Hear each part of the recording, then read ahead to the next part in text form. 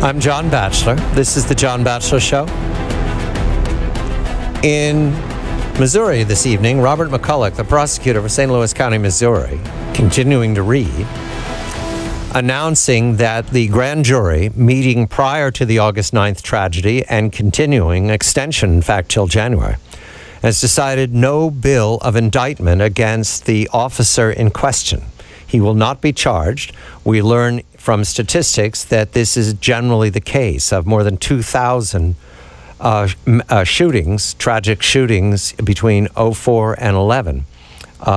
Some 40 or so were charged with manslaughter or worse. And so this is very routine. The explanations for that are many, but what we're seeing tonight in Missouri is not out of the ordinary. The facts, of course, are in other directions, but the important thing is no indictment.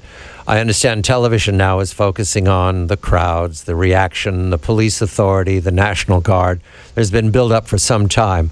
We have other news we must attend to. We've spoken of Hagel's resignation earlier this evening. We've also spoken of the sense of disorder in Washington. And my colleague and friend Thaddeus McCotter is with me from WJR, the great voice of the Great Lakes. And it is always time to speak of order and what is to be done of the political parties. And Thaddeus McCotter has a new book, Liberty Risen, The Ultimate Triumph of Libertarian Republicans. And it's an ebook. You can get it at Amazon. I did over the weekend, and I read it very quickly. And part of the joy of this is that you get to respond by taking out passages you like and putting them up on Twitter right away, and people respond. So, Thaddeus, congratulations and good evening. And I'm going to put your observations immediately into play. Libertarian republicanism, that needs a definition, but it especially needs a definition now that the Republicans have won a very overwhelming victory at the midterm elections and are facing legislating and going to another election cycle in 2016 with a disordered Democratic administration. No one would pretend that the Obama administration is where it wanted to be when it started out in 2009 or when it won a re-election and took the second oath of office in 2013. This is disorder. This is unhappiness. The American people responded accordingly. They elected the Republicans. But what Republicans? Establishment Republicans? Libertarian Republicans? What's the difference, Thaddeus? Well, thanks, John. I always preface this conversation with two disclaimers. One, I'm not a libertarian, and two, I could be wrong. But the key distinction, I would argue, is that the libertarian Republicans are those libertarian-influenced Republicans, or those libertarians who joined the Republican Party, who made the decision to go forward within the practical world of politics to try to actually get something done to advance their agenda. This is not knocking the libertarian purist. Everyone needs the purist to hold the candle, to hold the torch, to keep you on track in the benighted times in which we live and in the darkened corridors of power in Washington. But the Libertarian Republicans tend to be younger. They tend to be less judgmental on the social issues, more fiscally concerned. They want to transform government. They're not moderates. They want to flatten it. Like we've seen, as Mr. Friedman said, about the private sector and other areas in our lives in this communications age, that they want to make sure the government becomes horizontal and representative. Those are generally where they're at. I mean, when you try to put a face on it, you can think of people like Rand Paul, but I tend to think more like my late friend Andrew Breitbart, or people like you'll see on The Independents on Fox News, Matt Welch, Kennedy, or people like Greg Gutfeld. These and younger people are the ones coming. Now, when you talk about the establishment, we make the key that the election result that occurred in 2014 also had a primary that preceded it where Libertarian Republicans did not necessarily fare well in some of those primaries, but that's just a matter of time. Because if I can, John, the root argument of the book is, as Andrew Breitbart once said, politics is downstream from culture, as at other times in the American history where you have a gap between the people's culture and the government's culture. Eventually the people's culture will win, and I just argue that the Libertarian Republicans tend to match that people's culture far better than anyone else. Let's put it into play. Progressive left allegedly wants to stay out of your private life, but it wants to control your economic life. I quote from Thaddeus McCotter. Establishment right allegedly wants to stay out of your economic life, but it wants to control your private life. I like the use of the word allegedly. You hesitate. I hesitate because I'm discussing how the public views them in general. We have a progressive left administration. Does the Obama administration fit that definition? Stay out of your private life, but it wants to control our economic life. Well, not necessarily. You could argue that Obamacare will have ramifications into your private life, into how you make personal health care decisions. But I was giving the thumbnail sketch of how the public interprets the two parties. The Democrats will stay out of your bedroom, but they'll rip off your bank book. The Republicans will let you keep your bank book, and they'll rifle through your bedroom. That's generally the two arguments that are made by both sides. But in the larger picture, John, as you tweeted out so kindly, I make the argument that you really have a government party. Right. With the two partisan wings fighting amongst themselves. But the government party is the most powerful special interest, and it wants to stay on top of you, the sovereign citizenry. And you make the point, and this is a hard point to make, that Americans are uncomfortable with the idea that our government is a special interest and a powerful one. What does that mean? How do we see that, Thaddeus? Well, you can always go back to the truism that people do understand is that bureaucracy's number one goal is to perpetuate the bureaucracy, and the second one is to protect the bureaucracy so it can perpetuate itself.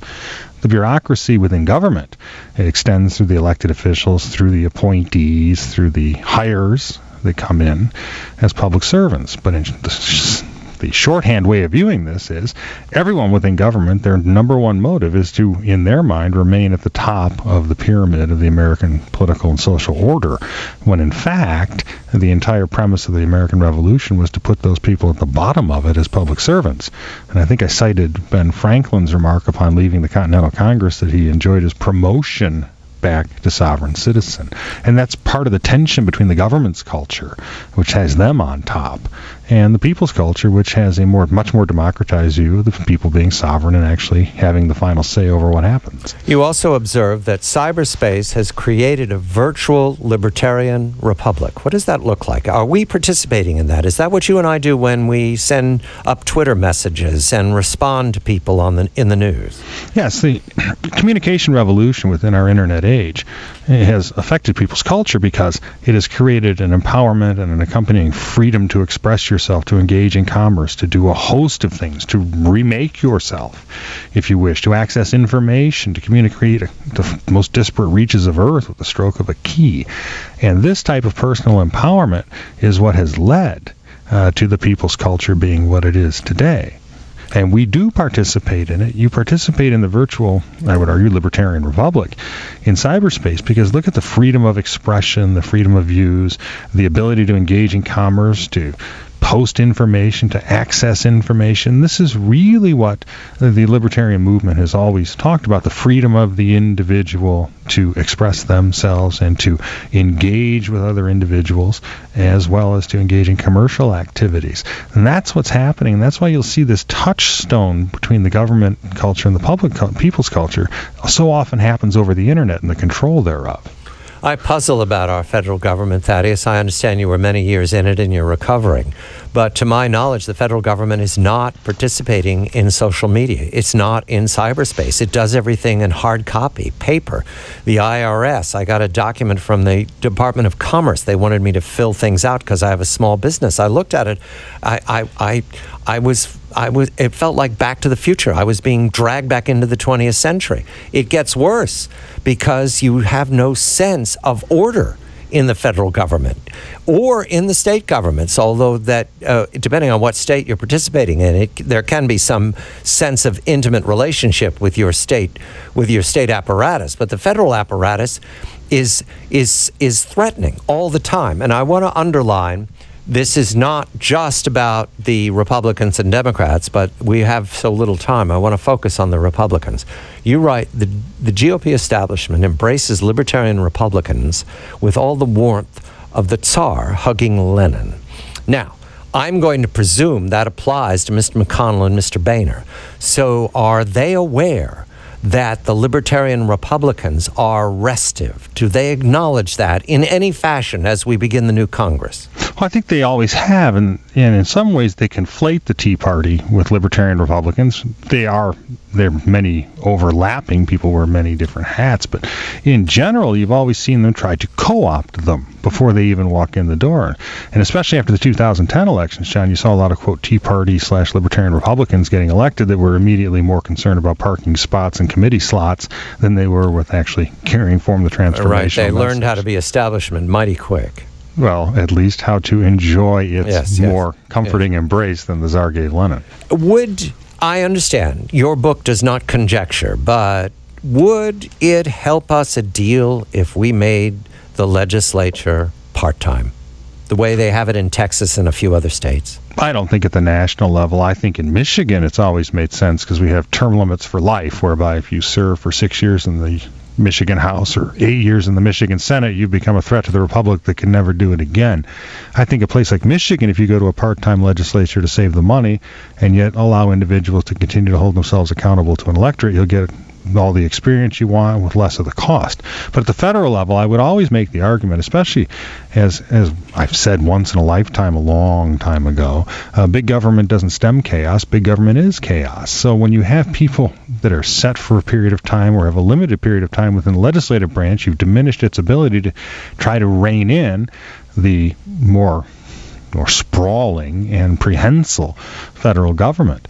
And so, especially as I argue in the book, if you're going to try to transform this industrial era top-down massive governmental bureaucracy into a horizontal, lean, flattened, citizen-driven government to match a consumer-driven economy, you're not going to want a part-time legislature trying to do that in between golf games and selling golf balls on eBay.